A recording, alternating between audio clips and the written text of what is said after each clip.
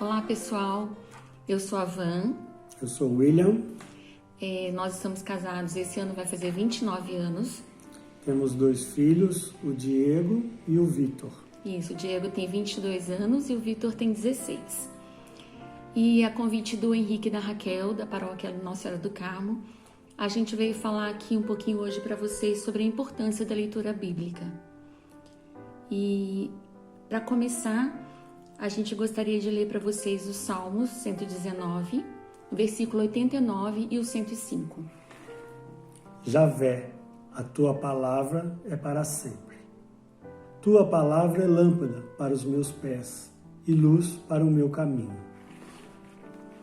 Então, a primeira coisa que a gente precisa pensar quando a gente fala de leitura bíblica é que a gente reconheça essa importância da palavra de Deus, que ela é a lâmpada para os nossos pés e a luz para o nosso caminho.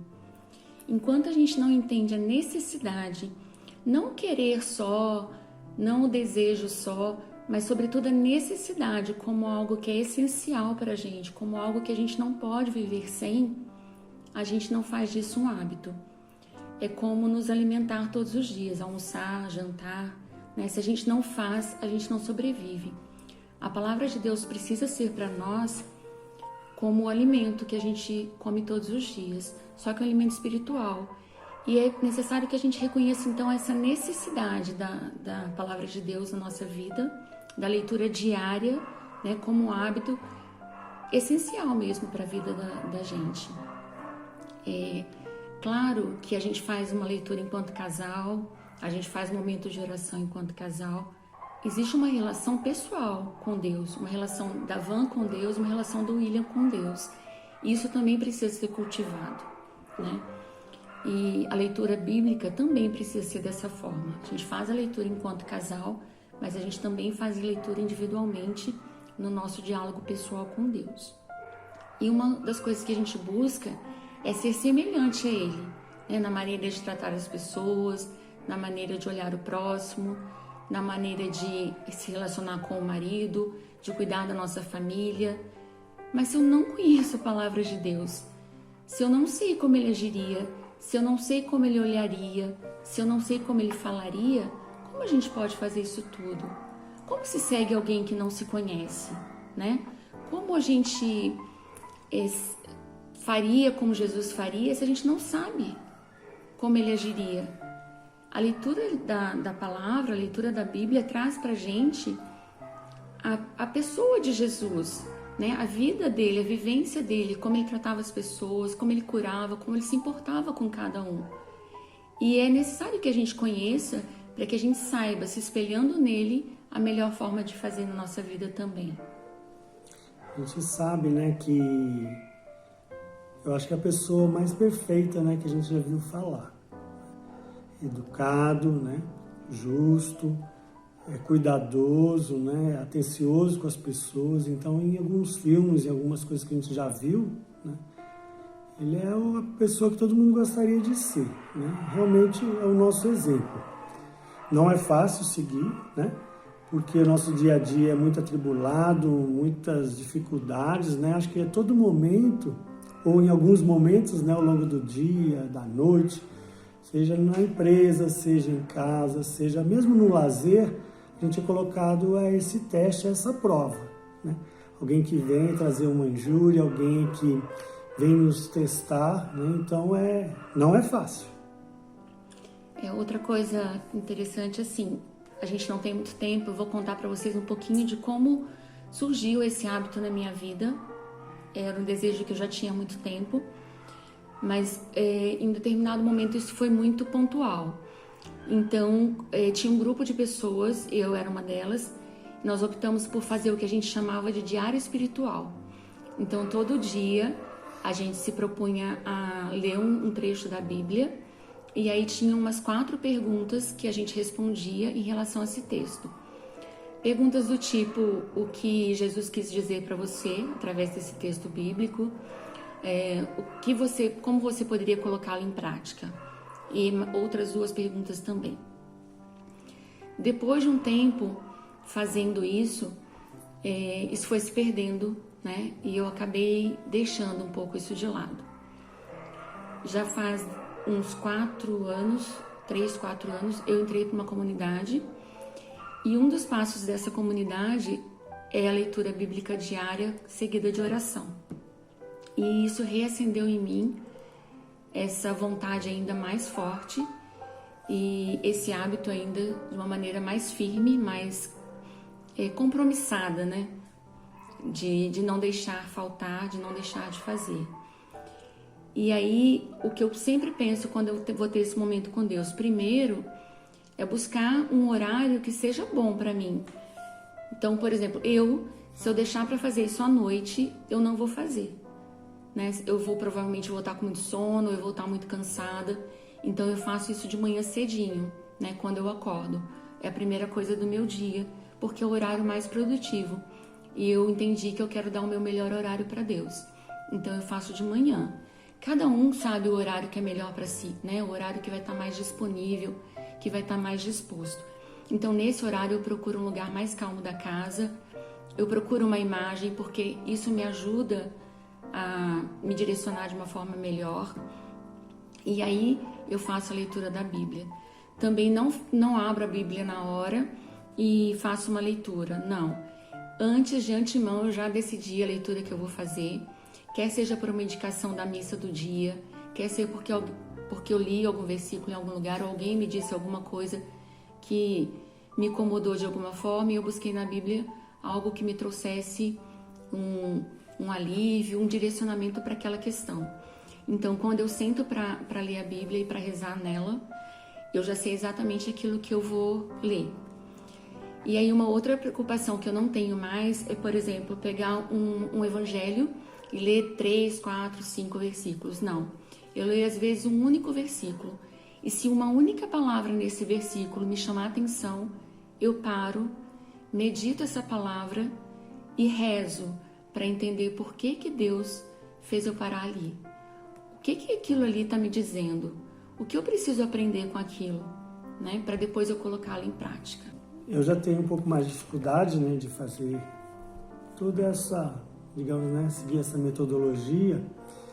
Então, a minha conversa com Deus, né, quando eu estou indo trabalhar, que eu trabalho em outra cidade, né, então tem um percurso maior de deslocamento. Então, eu já tenho, né, dependente do caminho que eu faço, né, que tem mais de uma opção, eu utilizo o trecho que é mais tranquilo, que tem, né, menos risco, né, vamos dizer assim, para me concentrar um pouco mais. E vou ali meio que conversando, né? Como é que vai ser o dia, essa semana vai estar difícil, se foi difícil, né? Então eu peço, eu agradeço, né? Eu faço um pouco diferente, mas é do meu jeito, né? Agradeço por ele ter me ajudado a resolver, né, aquele ou aqueles problemas. Peço para que não aconteça de novo, mas assim, é do meu jeito, né? Mas é importante esse momento, né? Às vezes é alguns minutos, às vezes ele é interrompido por alguma situação, mas aí eu tento voltar, né? E concluir ali aquela fase daquele pensamento do dia. Uma outra coisa que eu faço, quando eu falo eu faço, é só uma experiência, igual o William falou, ele tem o jeito dele, eu tenho o meu, você provavelmente vai ter o seu. O importante é que a gente faça, né? Então, eu tô só dando um exemplo, não quer dizer que o meu jeito é o certo, que é o único possível, de maneira alguma. É apenas um exemplo de como eu costumo fazer. Uma coisa que me ajuda muito antes da leitura da palavra, e a gente fala rezar o evangelho, né? Não simplesmente lê-lo, é a oração do terço antes. Quando eu rezo o terço antes, me ajuda a entrar em sintonia, sabe? Me ajuda a acalmar o coração. E aí, logo após rezar o terço, eu entrego a Deus todas as preocupações que eu tenho, todas as angústias que eu tenho, até as alegrias que eu estou tendo naquele momento, mas que possam desviar minha atenção daquele meu encontro pessoal com Ele, sabe? Daquele meu momento com Ele. Então, a primeira coisa que eu faço logo depois do terço é dizer, como eu diria a um grande amigo, sabe? Olha, eu tô aqui, eu tô preocupada com isso, eu tô aflita com isso, e isso foi muito feliz também, mas agora eu não queria pensar em todas essas coisas, então eu entrego mesmo a Deus tudo que possa estar no meu coração e na minha cabeça naquele momento, para que quando eu faça a leitura, quando eu reze o Evangelho, quando eu reze a Palavra de Deus, seja só aquilo ocupar o espaço em mim, né? Só aquilo ocupar o meu coração e a minha cabeça. E cada vez que a gente vai fazendo isso, é interessante assim o compromisso que a gente vai assumindo, né? A responsabilidade mesmo. A gente às vezes acha que a fé é algo assim que não exige esforço, e exige muito esforço. Tem dia que eu não tô com vontade necessariamente de sentar lá, de fazer oração, de ler a palavra de Deus, mas eu vou assim mesmo. Eu leio assim mesmo, porque eu assumi esse compromisso comigo e assumi com Deus. E a gente não deixa um Deus que ama a gente esperando, né? A gente não marca um compromisso com alguém tão especial e falta, né? Porque simplesmente não tô com vontade, porque simplesmente eu tô com preguiça às vezes. Então, tendo essa consciência, eu vou de qualquer forma, eu me apresento a Deus de qualquer forma que eu esteja, e Ele entende a forma que eu estou naquele momento. E isso também é a palavra de Deus, né? Agindo na gente, porque só pela graça de Deus, só pela ação da palavra dele em nós, é que nós somos capazes disso. Não é porque a Van é boazinha, nem o William é bonzinho, não. É porque quando a gente permite que a palavra de Deus age em nós, ela nos transforma. Dia a dia, pouco a pouco, a gente vai se tornando melhores, né? Mais responsáveis com os compromissos de fé que a gente assume, e isso vai transformando também a nossa vida como um todo. Primeiro que quem ganha somos nós, né? Sempre e muito, né? Porque Deus, ele poderia ter feito tudo sozinho, mas ele decidiu contar com a gente. E ele espera pela gente, né? Pensa no âmbito humano, né? Um pai, uma mãe, um esposo, uma esposa. Quando a gente chega em casa que não estão todos, a gente espera que os outros cheguem. E a gente fica aliviada quando eles retornam para nossa casa. Eu fico imaginando Deus nessa mesma dinâmica com a gente. Ele espera por nós. Ele fica ansioso que a gente volte, né? E às vezes não vai. Às vezes a gente não chega. E ainda assim, quando a gente chega, às vezes a gente não está inteiro naquele lugar. Então, uma outra coisa que eu proponho é assim, não precisa ser 1 hora de leitura bíblica, 1 hora de oração. Não precisa ser meia hora. Saiba o tempo que você pode dar a Deus por enquanto, mas que esse tempo seja inteiro a Deus. Que não seja dividido com preocupações, que não seja dividido com outras coisas. Que se for 5 minutos, que sejam 5 minutos por inteiro. Se for 30, que seja 30 por inteiros. Se eu ainda não consigo me concentrar e ficar todo esse tempo, não faz mal. Fique menos tempo e vai aumentando aos pouquinhos. É hábito, é esforço, né? A gente se transforma e Deus transforma a gente nesse processo. Então, é muito bonito de ver, porque aí no seu dia a dia você começa, em algumas situações eu vou no impulso fazer alguma coisa, reagir a alguma coisa, e eu dou uma travada e na minha cabeça vem, se fosse Jesus aqui, o que ele faria? Se fosse Jesus aqui, como ele agiria com essa pessoa que me magoou, por exemplo? Se fosse Jesus aqui, como ele olharia para aquela pessoa que está me pedindo alguma coisa na rua? E a gente começa a mudar a nossa maneira de ser e o nosso jeito de ser, porque a palavra de Deus tem esse poder sobre nós. Por isso, aqui em Tiago 1, no versículo 22, eu pedi o William para ler para vocês. Olha o que diz aqui. Sejam praticantes da palavra e não apenas ouvintes, iludindo a si mesmos. Então, assim, também não adianta eu ficar 20 minutos todos os dias, 5 minutos todos os dias, o tempo que for, me alimentando da palavra de Deus, rezando a palavra de Deus, se quando eu sair dali, eu fechar minha Bíblia e nada daquilo for colocado em prática.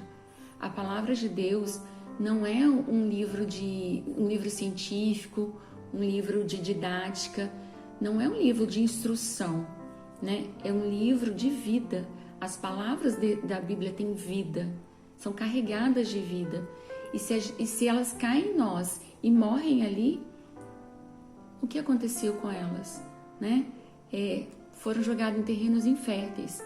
Então a gente precisa sair dali alimentado daquela palavra, após entendê-la, ou se não entendê-la, mas após recebê-la em nosso coração como um presente de Deus, a gente precisa sair dali e colocar em prática, ou pelo menos tentar fazer isso. Nem sempre a gente vai conseguir, nem sempre vai ser da melhor maneira, mas se a gente tiver esse propósito, né? Ó, fiquei nervoso, em vez de eu fazer, eu paro, opa, deixa eu respirar e pensar como Deus faria e mudar a conduta daí pra frente, aí sim a gente vai estar colocando a palavra de Deus. Porque aqui mesmo diz, não adianta a gente se iludir, muito menos a si mesmo, né?